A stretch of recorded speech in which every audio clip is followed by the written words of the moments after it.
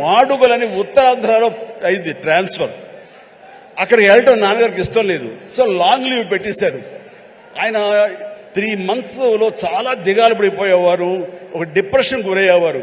నాన్న అలా చూస్తే నాకు చాలా బాధ అనిపించేది.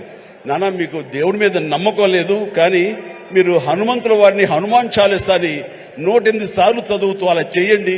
విత్ ఇన్ నో టైం మీరు అనుకున్న చోట మీకు ట్రాన్స్ఫర్ జరుగుతుంది అని చెప్పేసి 15 ఏళ్ల కుర్రవాడిగా 10th క్లాస్లో నాన్నకి చెప్తే ఆయన వింటారా వినరో, ఆయన పెద్ద దేవుడి మీద భక్తి లేదు అని కొంచెం టెన్షన్గా నేను అది చెప్తే, అవునంటావా, జరుగుతుందా, చేద్దామా, చేయనా అంటే అప్పటికప్పుడు హనుమాన్ చాలీసా నేనే ఒక చిన్న కాగితం రాసేసి నాన్నకి వచ్చారు.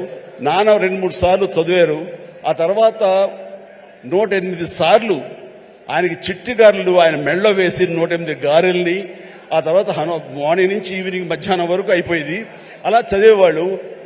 నమ్మండి నమ్మపోండి, 1 నెల రోజుల లోపల ఆయనకి మళ్ళీ ఏ ఊరైతే కోరుతారో ఆ ఊరికి ట్రాన్స్ఫర్ అయిపోయేసరికి నాన్నకి విపరీతమైన నమ్మకం ఏర్పడిపోయింది.